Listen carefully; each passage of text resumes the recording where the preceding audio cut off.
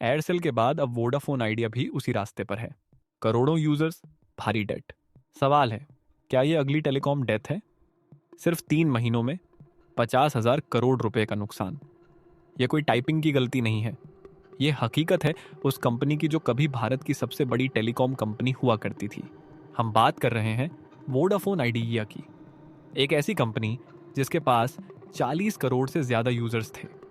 एक ऐसी कंपनी जिसे भारत के डिजिटल भविष्य का सुपर पावर बनना था। लेकिन इसके बजाय ये आधुनिक इतिहास के सबसे क्रूर कॉरपोरेट युद्ध का शिकार बन गई। आज यह कंपनी 2 लाख करोड़ रुपए से ज्यादा के कर्ज में डूबी हुई है। आज भारत सरकार इसकी मालिक है, इसलिए नहीं कि सरकार इसे खरीदना चाहती थी, बल्कि इसलिए क्योंकि उनके पास कोई और रास्ता नहीं था। आखिर कैसे वोडाफोन जैसा ग्लोबल जायंट और आइडिया जैसा भारतीय पावर हाउस मिलकर एक डिजास्टर बन गए? क्या वाकई जियो के फ्री इंटरनेट ने इन्हें बर्बाद किया, या फिर इनकी बैलेंस शीट में पहले से ही कोई टाइम बम टिक टिक कर रहा था?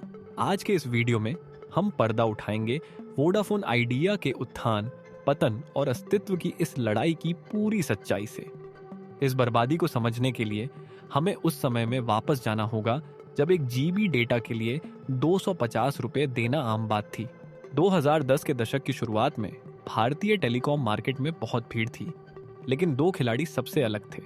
पहला, वोडाफोन, एक ग्लोबल जायंट। वे प्रीमियम थे, उनके विज्ञापन सबसे बेहतरीन थे, याद है वो जूजू, और शहरों में उनका राज था। दूसरा, आइडिया सेल्युलर, बिड़ला ग्रुप की शान। गांवों में उनका सिक्का चलता था, उनका नेटवर्क वहां भी था जहां सड़कें तक नहीं थीं। अलग अलग, वे दोनों मुनाफे में थे, वे मजबूत थे। लेकिन 2016 में एक तूफान आया, रिलायंस जियो की एंट्री हुई। और यह सिर्फ एक कॉम्पिटिटर नहीं था, यह एक सुनामी थी। जियो ने फ्री वॉइस कॉल दी, फ्री डेटा दिया, महीनों तक। पूरी इंडस्ट्री में हड़कंप मच गया। इस सुनामी से बचने के लिए इन 2 पुराने प्रतिद्वंद्वियों ने वह करने का फैसला किया जो नामुमकिन था। उन्होंने मर्जर यानी हाथ मिलाने का फैसला किया। 2018 में वोडाफोन इंडिया और आइडिया सेल्युलर मिलकर बन गए वी।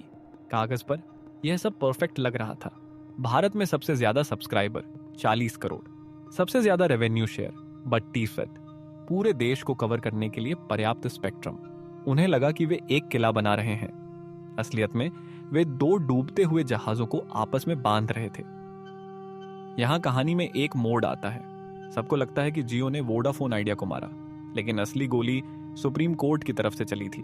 इसे कहते हैं AGR, एडजस्टेड ग्रॉस रेवेन्यू। इसे आसान भाषा में समझिए, टेलीकॉम कंपनियों को अपनी कमाई का कुछ प्रतिशत सरकार को फीस के तौर पर देना होता है।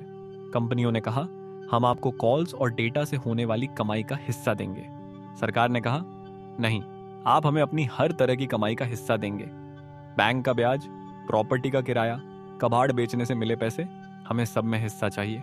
यह कानूनी लड़ाई 14 साल तक चली। फिर अक्टूबर 2019 में सुप्रीम कोर्ट का फैसला एक परमाणु बम की तरह गिरा।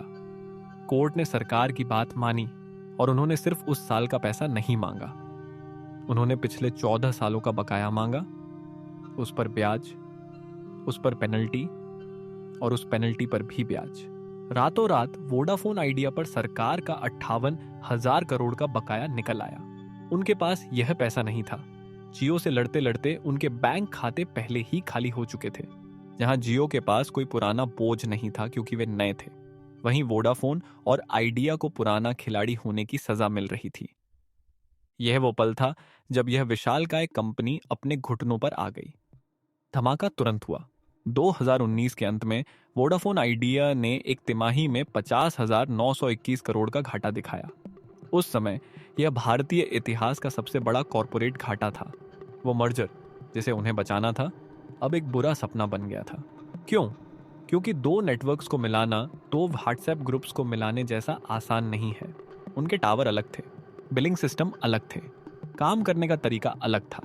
जब वे अंदरूनी मीटिंग्स और टीमों को जोड़ने में व्यस्त थे, जियो और एयरटेल बाहर 4G टावर लगा रहे थे। वी का नेटवर्क फेल होने लगा, कॉल ड्रॉप बढ़ गए, इंटरनेट धीमा हो गया। और ग्राहकों की कोई वफादारी नहीं होती, वे लाखों की तादाद में छोड़ने लगे। 40 करोड़ यूजर्स से गिरकर वे लगभग 20 करोड़ पर आ गए। उन्होंने अपना आधा साम्राज्य खो दिया। हालात इतने खराब हो गए कि चेयरमैन कुमार मंगलम बिरला ने सरकार को एक चिट्ठी लिखी।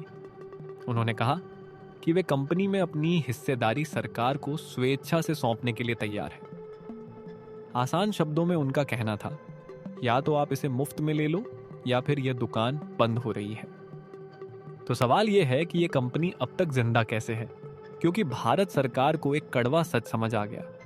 अगर वोडाफोन आइडिया डूब गया तो भारत में डुओपोली हो जाएगी, सिर्फ जियो और एयरटेल बचेंगे। और अगर सिर्फ 2 दुकानें बची तो ग्राहकों यानी हमारे लिए और देश के लिए यह बहुत बुरा होगा। इसलिए सरकार ने वो किया जो पहले कभी नहीं हुआ था। वोडाफोन आइडिया को सरकार का जो ब्याज चुकाना था, सरकार ने उस कर्ज को इक्विटी यानी हिस्सेदारी में बदल दिया। इसका मतलब है कि भारत सरकार अब वोडाफोन आइडिया की सबसे बड़ी शेयर होल्डर मालिक बन गई। लेकिन यह भी काफी नहीं था।